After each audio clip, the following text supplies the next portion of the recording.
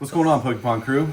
We've got a Christmas Eve special and year review and predictions for next year. But first, A year in review. okay.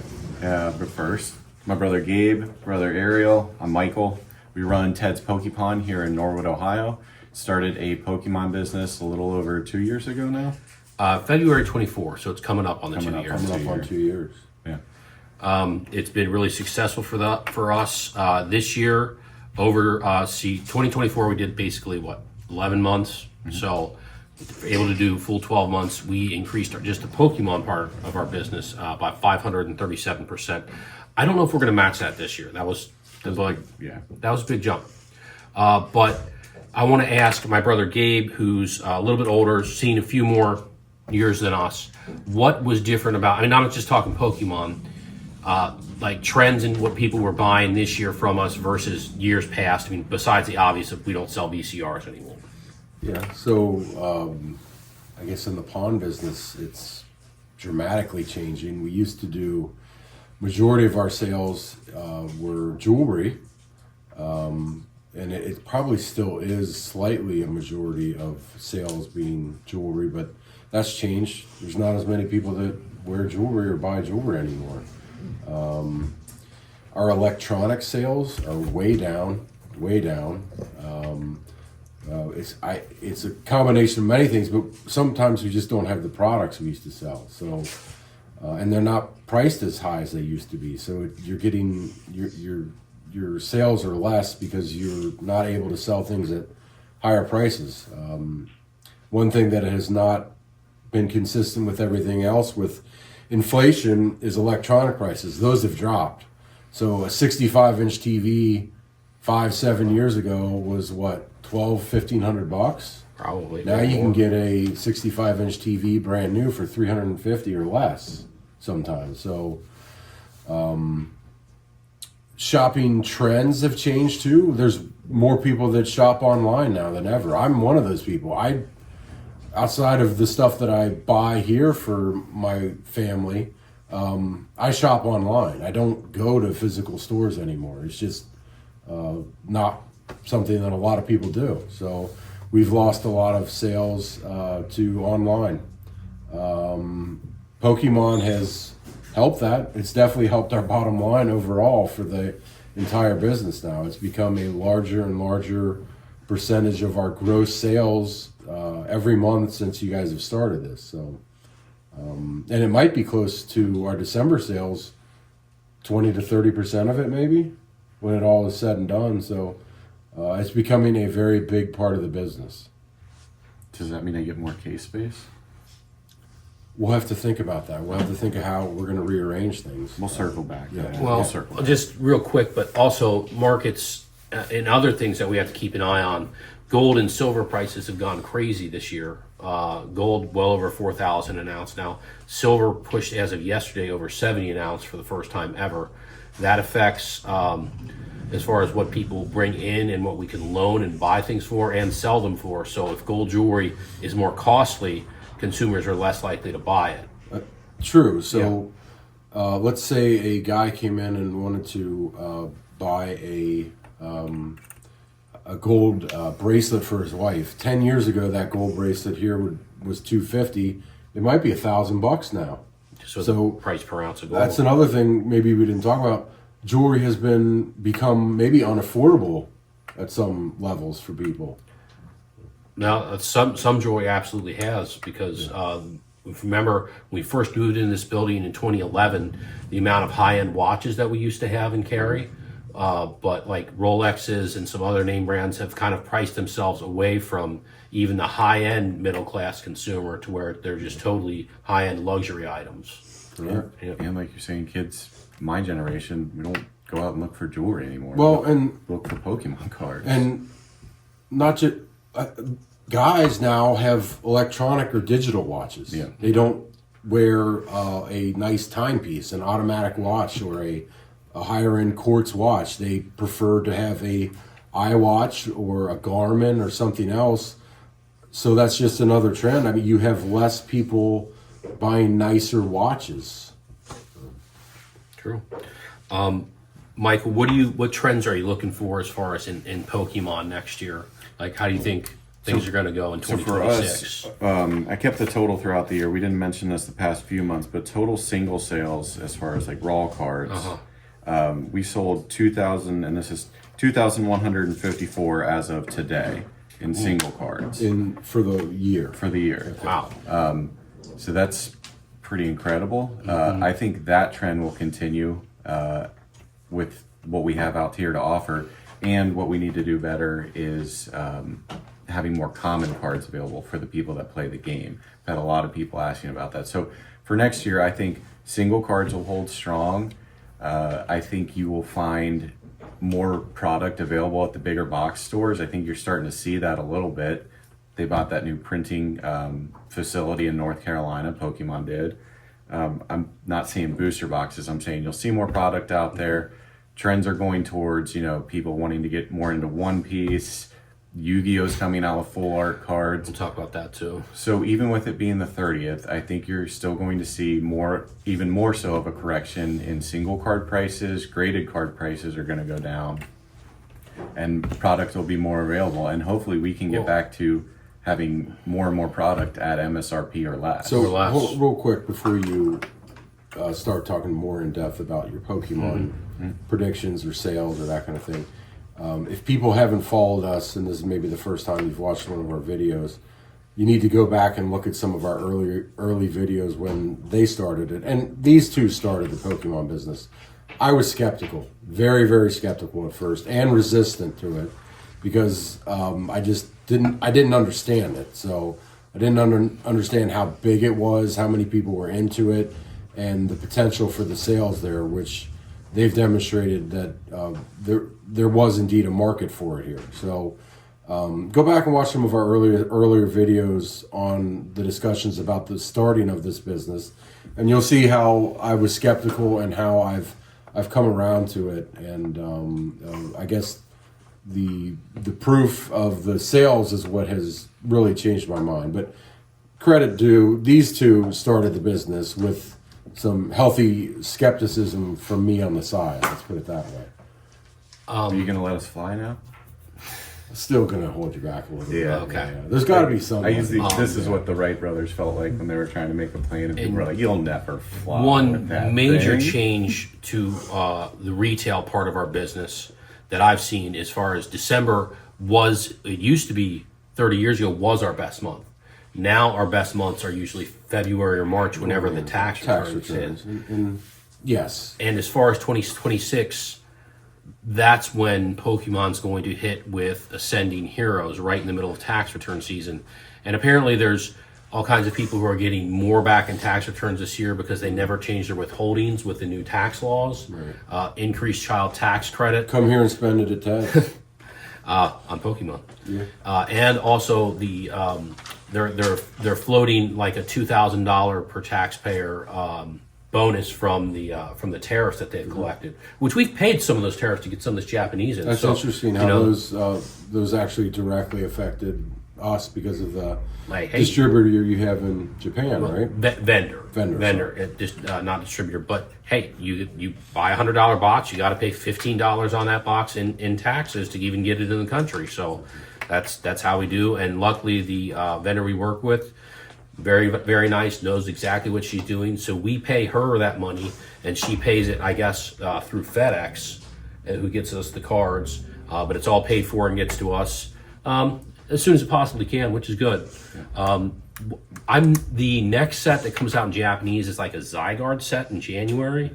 I don't know if people are excited for that yet because there's been no art leaks, so we'll see how that goes. But our plan is to try and increase what we're buying from her and keep increasing what we're doing with our distribution, which I'm very hopeful for our allocations for Ascending Heroes between the stuff that comes out at the end of January and the trainer boxes that come out in February. Yeah, since now that we have a pretty good track record with actually both of our distributors. Yes. So earlier you said you think that product will become more more available. So Yeah. I haven't bought bourbon in a while, but I've read a couple articles where basically the bourbon market has crashed. I'll believe that when I can walk into a regular liquor store and buy a bottle of Blanton's for $60 instead of 200. So do you think that is going to crash the Pokemon market will crash like that, or do you think Well, it'll still be? I'm going to tie this in because where I used to live, there was a liquor store, and every Thursday they'd have a release. There was a line of customers out the door. It started to go down over the years, but you could equate Bourbon Bros with the guys who would flip sneakers, with all the scalpers who would flip Pokemon, who've now moved on to One Piece, and we'll see about Yu-Gi-Oh with her full art cards. We do get Yu-Gi-Oh in, and we already had somebody call about, but that set doesn't come out till April, the one with the full art cards. We'll see how that goes. Let's just say with Yu-Gi-Oh, I'm cautiously cautious because Konami is very good at doing one thing, and that's reprinting cards into the ground to where if it's a good card, they'll reprint it in several sets and just drive the price into the ground on it, and then nobody wants to collect it or keep the sealed product or anything. It's been really tough. I mean, I'm really buying Yu-Gi-Oh to help increase what we're buying from our distributor to help out with that. But it's hard when you pay $60 to $65 for a box, and then right after release on TCG Player, there's other stores blowing them out for $30 to $40, and it's just. But that's the way it's been for the past several years with Yu-Gi-Oh. I kind of knew that going in, but I was just trying to increase. So it has helped increase our allocation a little bit on the Pokemon stuff that sells. Okay, so but do you think availability of new release stuff will become better, or is it still going to be?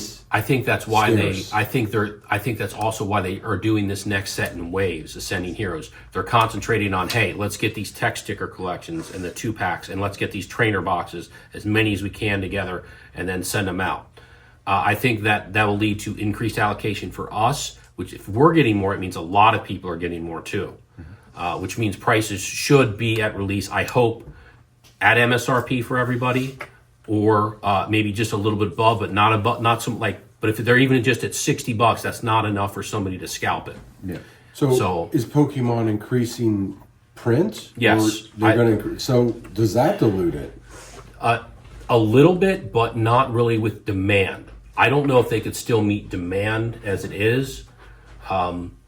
People are wanting back to the days of when it was actually a bear market in Pokemon, when we first came in and you could find booster boxes, the big 36 packs boxes for under MSRP Yeah, all you over, guys taught all me over, all the terms. I'm learning still. all over eBay. Not only were they under MSRP, they were under SIRs. they were under wholesale prices. Like if my guy had a box for $90 at the time, which he doesn't have those anymore, you could find a store blowing them out on eBay for $80 just so they could get some money back in that same exact box. So, Mike, well, what do you think? Because somebody here likes to talk more than us. But Well, we were flowing pretty well there. Okay. Yeah. No, I just lost my train of thought. Yeah. predictions, predictions. market, where's it going? 2026. It's going to continue to trend down as far as prices on cards. I think when new sets come out, you won't have to pay $40 to $50 for a common illustration rare. I think those off the bat you'll see at reasonable prices. $10 to $15, $20 on higher end stuff or more desirable cards, popular Pokemon. But they'll quickly drop off more so than they do now. So I wouldn't jump right on the big chase card, the first week it comes out. Wait a few weeks and see what happens. And with everything else, they have been dropping. So, yeah. Prices won't be as bad on single cards. So you're saying that like the volume of sales will still be there, but the prices will go down. Yeah, that's good. We'll keep up with volume. Because I would love to be able to look at that list one day, and nothing against our distributor, they got to make money too. But I do remember looking at one of our old videos, and you were right. We were selling trainer boxes of Obsidian Flames for $26, and I looked up our records. We had bought those for $20 each. So that was our price wholesale. And that was when Pokemon overproduced those and nobody wanted, because it's a terrible set, and that Charmander promo wasn't so cool as it is now, right? But I don't know if it'll ever get back to that. But I would like to be able to buy trainer boxes at the same price we get them at allocation afterwards, and be able to offer good prices for people at MSRP or maybe even a little under because that was our plan from the beginning, to get people in here, was to be the card shop that had stuff at good prices that that you could same as online. We'll see if we can okay. get back to that. Same as on Amazon. So for Well- again, for maybe people who are watching the first time, your big thing, our big thing is that on an initial allocation of a new release, we sell those products at MSRP. So are you going to? We are going to continue to do that in 2026, right? Continue that at 2026. Because I think that's one of your guys' selling. Well, points. it's just that It's just a MSRP. line out the door. Yeah, MSRP right now is a fair price point compared to the market prices. Now, before the market went crazy, when we first got Surging Sparks in, I was selling those for $38, the trainer boxes, because that was the fair market price at the time. I would have loved to have gotten 50 out of them. Now, come Prismatic, that's a whole different ball game. Prismatic was we did sell them at MSRP. We sold them or did we even sell them $1 under? We might have sold them at 49. We did sell them at $1 under. Okay, we did sell them at 49. We didn't. Of course, you don't get many trainer boxes of Prismatic, and it was like delayed. But they're all going to sell. So we'll see what happens as far as some sets, and we'll see. Maybe there will be. I know people are down on Phantasmal a little bit, but maybe there'll be a truly dud set in there somewhere that people are just not excited about. But Pokemon does a really good job of, like, right when Ascending Heroes comes out, they'll drop the tease for the next set. And people get pumped up for that one. They've been doing pretty good on that, and we'll also see if the hype money shifts back to Pokemon at some point, or if it jumps over to Yu-Gi-Oh! That's in One Piece right now. So that's always a possibility. I think another thing, booster boxes will hold strong, especially with what you've talked about of Pokemon not printing as many. I think one set that's going to do pretty well in particular is Destined Rivals. Well, that's an easy prediction to make. Well, I'm talking about the booster boxes. Yes. Specifically Booster sealed boxes. booster boxes. Because I talked to my sales rep last year, and I remember this conversation. He said there will not be any more third and fourth print runs of booster boxes, the big 36-pack boxes, because I think that's really what crashed a lot of sets and made it hard for Pokemon to move the product. They were begging distros to take pallets of Fusion Strike when it was $80 to $90. Mm-hmm. Now, of course, that's what? How high is that now? Like 1,000? I know it got up to 1,000, but I don't think they want to do that again, and they don't want their products just sitting on shelves like hopefully we get in today, our second wave of allocation of like Venusaur EX boxes. Mm-hmm. That kind of stuff would just sit around for a while because, hey, when you could get a booster box for $90 to $100, why would you buy that product? Yep. So I think that they're going to be a little more smart as far as not overproducing booster boxes, because that would crash everything else. And let's be honest, the trainer boxes weren't desirable. I mean, it was great they had 9 packs, but nobody really needs all the extra stuff in there. So that's why they came out with booster bundles. And as far as when they do get the new facility cranking down in North Carolina, which would probably be, according to everyone else, sometime in 2027, they'll probably go back and reprint probably late Scarlet and Violet era stuff, early Mega Evolutions, but probably the stuff that's going out of rotation, I'm guessing not 151. Maybe there'll be some more Prismatic, but 151's gonna continue to go up in my opinion on that. Yeah. As far as what else do you want to do? I know we need to organize these cases better. What are you looking to do with our cases? We talked about this yesterday. Organize it by set. Paradox Rift, Paldean Fates, Obsidian Flames. Have it in order and try and keep things logical. Yeah, logic. Correct. It's not tough. just because we find cards in different spots where it's the same card here and over there. So Well, that's some of your part-time workers. yeah, too. Pack Boys, no, he has problems. Maybe he thought it was two he different gets Pokemon distracted. because it's spelled the same, but in his mind, he's saying it one way on this one, and then a different way on that. The old Meowth card. Meow So- too. In February of 24, you didn't even have one case of cards the first month, right? You probably had a couple shelves filled in a case. Yeah. And now, not even almost 2 years later, 9 display cases plus metal wire racks full of new product, right? Mm-hmm. So it's come a long way. My goal is to grow this so much that maybe by the end of 2026, we will be looking for a second distributor. Yeah. I mean, I right now we're at the point where I still want to spend a little bit more. I think we're spending decent money each month with them, but I would like to continue to grow that and see how far we can go with this one this year. Maybe to get more allocation on new releases, we'll have another one. And if the market crashes, a lot of these card shops that have been depending on these jacked up prices might be in trouble. So we'll see. Cool. Anything else?